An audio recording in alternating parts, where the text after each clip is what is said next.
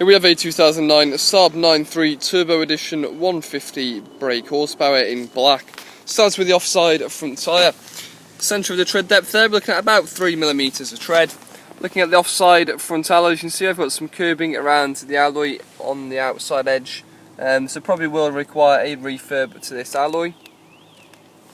Looking down at the offside of the vehicle, now you can see quite a noticeable dent on the driver's door, as well as a deep scratch.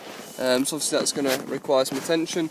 Apart from that, taking a good look at the bodywork, I can notice one or two light dinks, but no other sign of any dents. Around the offside front arch, this is the odd one or two scratches that are going to require a good mop and polish. So some light scratches around the archway.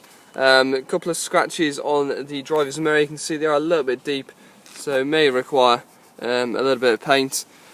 Driver's door, you can see, got the scratch there. To be honest, it isn't that deep. I can't really get my nail into any of it, but obviously it's got a good dent there. On the driver's door, you got a little nick in the driver's door handle, a couple of little marks around the door edge and on the driver's door as well. Going to require a little bit of paint. Door sills are fine. On the roof, just a couple of light scratches. Rear passenger door, again some scratches, some little nicks here and there as well on the paintwork. Are going to require a couple of bits of paint.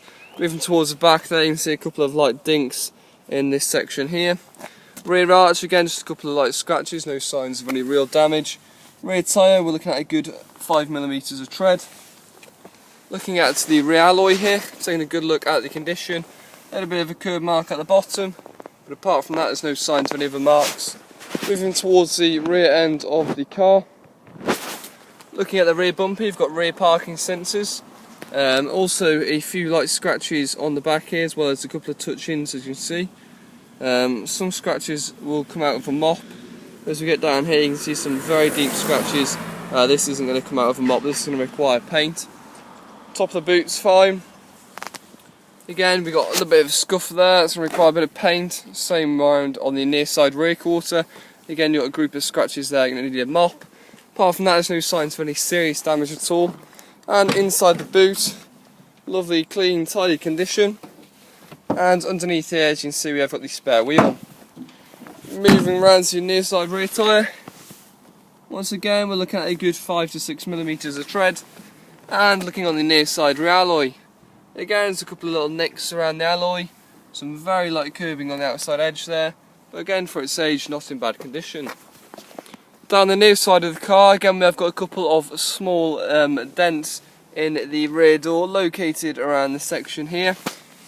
A couple of scratches to the paintwork, again a couple of touch-ins will be required dotted around here and there as well. Mainly just cosmetic marks, some light scratches going down both the doors. Bit of a scuff mark there on the mirror, it's going to require smart repair.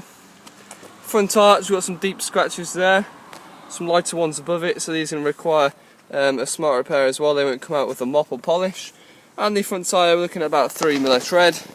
Looking at the near side front alloy, again we have got some curbing around the majority of the alloy. You've also got a bit of a chip in the tyre there as well, so just be wary of that. And again some curbing around the top. Moving around into the front of the vehicle. Again we've got some scratches, these ones are very deep on the front bumper. A couple of touch-ins where there's a few stone chips on the front. And then just a couple of stone chips to the bonnet of the car. Taking a look at the interior. As you can see inside, you've got the full sort of silver cream interior.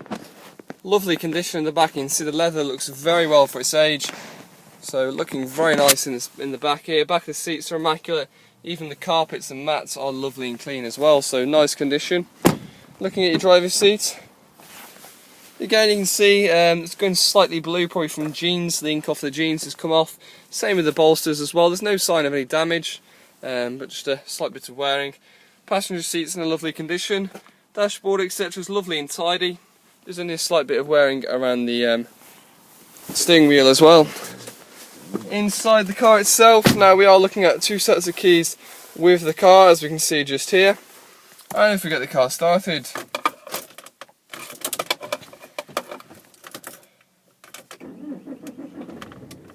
As you can see, no issue at all starting the vehicle. 60,820 miles on the clock, so not too bad for its age, with no symbols appearing on the dash. CD radio works perfectly fine. No issues at all with the blowers. We've got AC on, AC off there, so that's all in good working order. We've got heated seats in the car as well.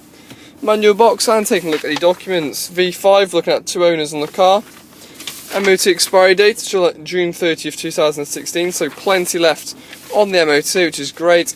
And we are looking at a full service history. We've got 1 stamp done at Saab at 9, and we've got non-franchise stamps at 18. Not sure what that is there. That's obviously 9,000 miles. We've got 1,855, that might be wrong. 27, 36. And if we flick the page over, we've got 46 and 57,000 miles there. So mileage wise, done around 3,000 miles ago.